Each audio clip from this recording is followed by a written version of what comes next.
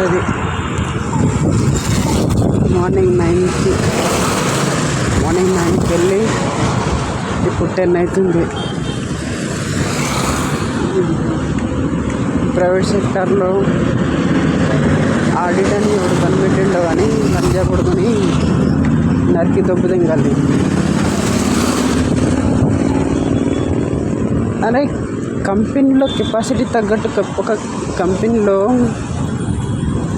ఒక 20 మెంబర్ కావాలి వర్క్కి, కానీ మీరు 5 మెంబర్స్ తోటి చెప్పిస్తారంటారు లంజా కొడుకులారా.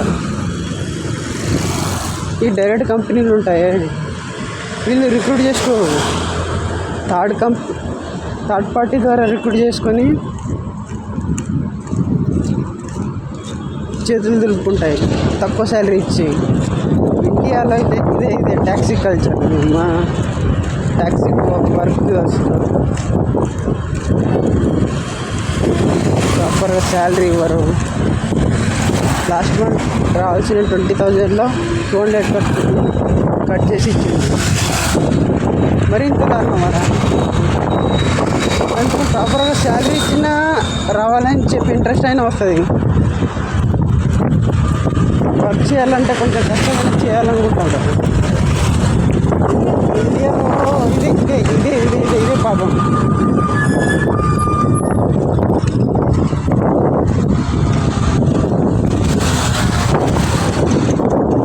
ఇప్పుడు ఎలా కూర్చుంది, ఇక్కడ ఎవ్వరు లేరు. రూమ్లో పోయి ఇంకా వండుకొని తినాలి. 10-10:30కి 10:32 వచ్చే దారిలో ఉప్పల్లో స్టేడియం పక్క నుంచి వచ్చా. అక్కడే నా కంపెనీ. మ్యాచ్ జరుగుతుంది అయినా ఇంట్రెస్ట్ రావట్లేదు. ఇదేంటో మేము సావధంగా బుద్ధయింది. ఆడిట్ పేరుతోటి సైట్ మేనేజర్ అంట, సైట్ ఇన్ఛార్జ్ అంట, సైట్ ఇంజనీర్ అంట. అయ్యా మనుషులతో వాడి పొజిషన్ని చూపించుకోవడానికి లేని పాయింట్లను కూడా చూపించి ఫోటో తీసి గ్రూప్లో పెడుతుండే. ఇదేం వర్క్ కల్చర్ రా బాబు.